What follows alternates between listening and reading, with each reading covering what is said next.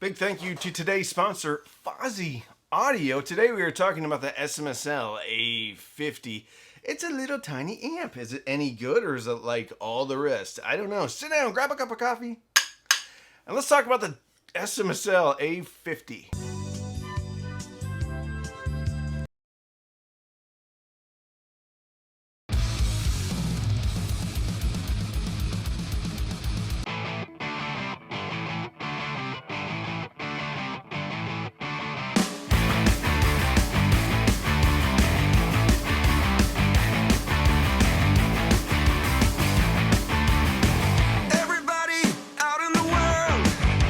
Messing around, calling all you freaks and nerds. You're just missing what you want. My brother's going down the drain. My sister's living the dream. But for all you dads out there, either your biological kids, your step kids, maybe you have pets, I don't know. If you have pets, they're probably not giving you a present. Anyway, happy Father's Day. I know what it's like to be a dad, and I also have a dad. So be kind to yourself today. Go eat a cheeseburger, but not a ton of cheeseburgers. You want to protect your health. I know how old we are watching this video. Relax. Go to the lake. Jump in the pool. Go watch a movie. But happy Father's Day to everybody. Big thank you to Fosi Audio for sponsoring today's video. They are running a big Father's Day sale. Links will be in the description. If you want to save some money on already very affordable hi-fi products, then run on over to FosiAudioShop.com. I really believe in Fosi Audio, and I have been asked to be a sponsor for audio companies before, and I've said no. A lot of people will think this is a conflict of interest. In many ways, it is. However, if I didn't like Fosi Audio already, if I hadn't already reviewed more of their products, then I would have never taken the sponsorship. Because I don't want my credibility shot. The good thing about Fosi Audio is they have a good return policy. Most of their products are available through Amazon, so they can be returned. And believe you me, they stand behind their product and they want to improve their product. The BT20A, excellent. The TB10D, excellent. The little tiny $60 phono preamp, excellent. I love these Fosi Audio products and I use them personally. I use them for my work. So go over to FosiAudioShop.com. That's FosiAudioShop.com to save a little bit for Father's Day. Thank you, Fosi Audio. The SMSL A50. It's a tiny little amplifier, about the size of, well, this is what it looks like compared to a soda can. So slightly shorter than a soda can. About the thickness of, well, a cell phone charger apparently. Thickness of a cell phone. It's small. Small. I can put it in my mouth with no fear of damaging my teeth. It's light, light, light. This does heat up a little bit. I noticed that when I pulled it off to bring it in to do this video, that it was a little bit warm. And that's kind of, all amplifiers always fall back to how much heat can they dissipate. If they can dissipate more heat, then they can make more power.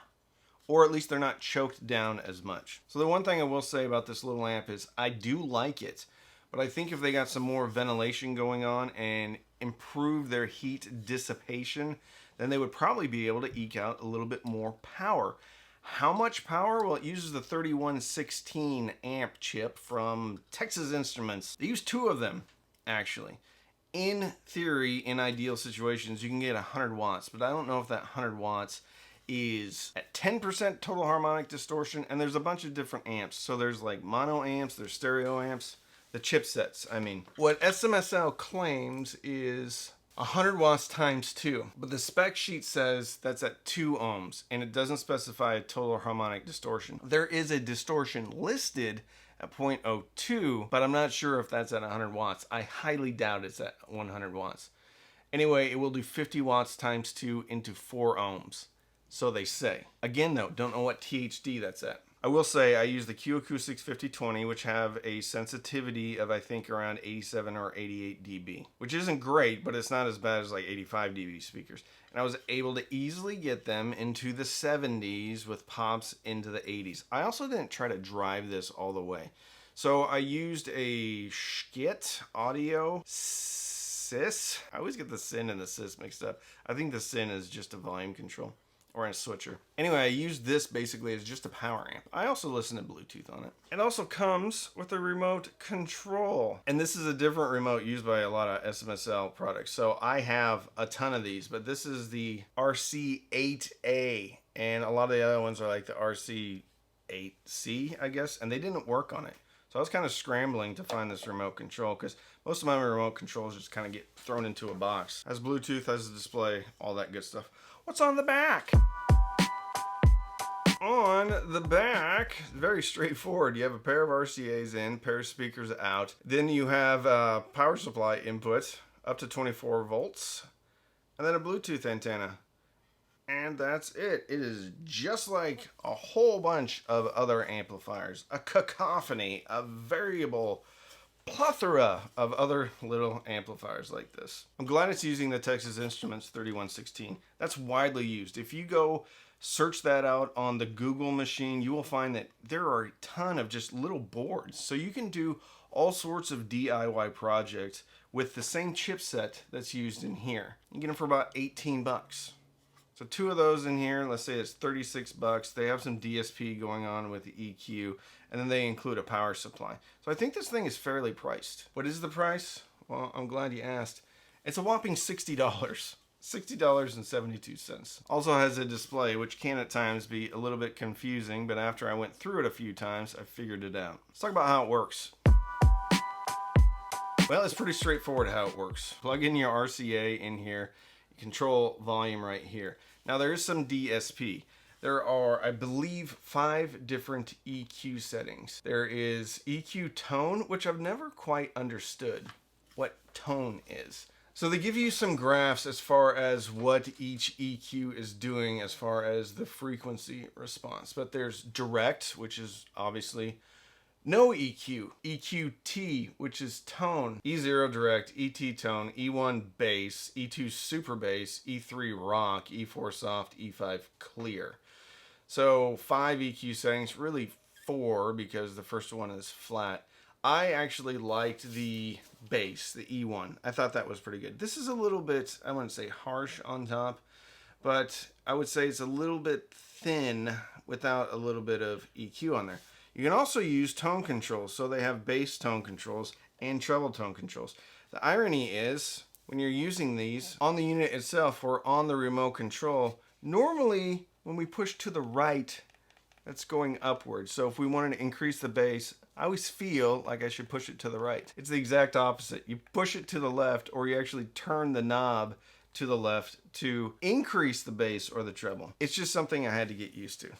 It's like a reverse threaded screw. Instead of righty-tighty, it's lefty-tighty. This uses digital volume control too. So no analog pot on this thing. They're probably copying and pasting this amp design, so there's probably not a whole lot different going on in here than on a ton of other amps. The one thing that's kind of tricky is to change the inputs. On the local knob here, and this is the only thing you have, and it depresses too. If you double press it, sometimes you can change the input on the unit itself. And I wasn't able to get it consistently, but on the remote control, if you press this button, it consistently changes the input. So if you're wanting to go from Bluetooth to the line input, you can just press this. You can do it locally on this unit. It just sometimes doesn't work. Let's talk about how it sounds. Out of the box, it sounds a little bit thin, and I probably wouldn't recommend, well, I'll get to that in the final thoughts. Sounds a little bit thin, but with the baked-in EQ settings, it can get pretty good. One thing SMSL has always done is they have included some baked-in EQ settings, which some of them can sound pretty good. I'm a little bit disappointed that they didn't include the SBD or SDB EQ setting, because that's baked into a lot of the older SMSL products, and I really liked it. I thought it was a very well done EQ, and it kind of mitigated a lot of the Class D negative characteristics that you can have with these cheap amps, which is harshness on top and thinness in the mid-range and in the bass. But like I said, E1 bass, not super bass is pretty good.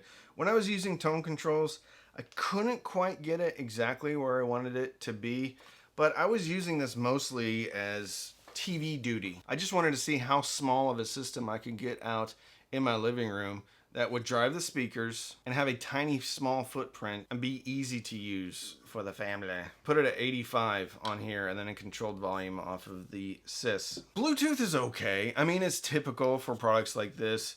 When you get Bluetooth, it gets even thinner. And I don't think that's a problem with this unit. I think that's a problem with Bluetooth in general. I think it has AAC and SBC as far as the codecs. But again, it doesn't really matter what codec you're using.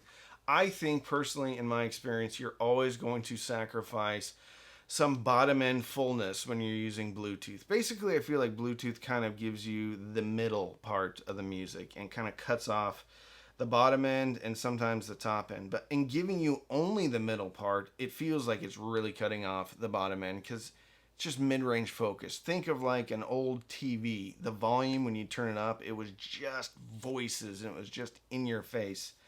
Bluetooth is usable on here. It works. Wouldn't be my choice. Especially you can get a Weem Mini for $80 and this whole unit is 80 plus 60 is $140. So that would work too. And you have a better EQ in the Weem. What are my final thoughts? At $60, this is a winner. Now, there's parts of it that I don't like. I think the tone controls are super heavy-handed. The difference between this and like a Fosi Audio TB10D, and it's not just because they're sponsoring this video, is there's a little bit finer control on the Fosi Audio TB10D than there is on this because it's a digital control. It's stepped. So it's 1 or it's 2. It's not 1.25 or 1.5 when you're turning it up. So there's big steps in the tone controls. And I don't think where they put the frequencies, like for the bass frequency, I felt like it was around 150 to 200 hertz. It just got really chesty and kind of boomy. I wish it was, I have no idea what frequency the bass boost is at or what the Q looks like, but it felt like it was too far up. And the treble, I felt like it was too far down. So when I turned up the treble, it was really kind of shouty and again, heavy-handed. Treble control is probably around 3K, maybe more. Maybe it is at 10K and it just has this huge Q. Q is basically how wide it is when you're increasing or decreasing a specific frequency. As it is though, I'd probably stick with the baked-in EQ. If I was using the bass and treble controls, I would only use one. So -1 or +1. -2 or +2, I think are just way too heavy-handed. And it goes all the way up to like 6. +6 or -6. Unusable at those levels. Or, I mean, it's going to sound terrible. I think this is a great package. I think they can improve things if they gave it some more ventilation. You're not going to get the stated power out of this. But if you want something that is tiny, and I actually like this, I would probably use this for something like rear surrounds, height channels, Atmos channels, because this can kind of go anywhere. It's built fairly well, and it does have a remote control if you need it. If you're putting something on the back porch, yeah, sure, this works. If you want something for the kids' room, sure, this works. I mean, for the kids, get them some small speakers, hook up Bluetooth to their phone, works just fine. I think this is more refined than a lot of other amps in the price range. If I'm choosing between this or the Fosi Audio TB10D, I'm choosing the Fosi Audio, but the Fosi Audio does not have a remote control. So if you need remote control, I would do this. If I'm using this in a home theater application, I would probably use this as well, simply because I have a remote control, and if anything needs to be adjusted on the fly, then it can be with the remote. If I was giving this a rating, I would probably give it a 7 out of a 10 rating. Not bad. Not bad at all. If you want to support the channel, you can sign up for Patreon, patreon.com/cheapaudioman. Every Sunday night, we have Patreon-only Zooms, Patreon-only Discord, Patreon-only Facebook group.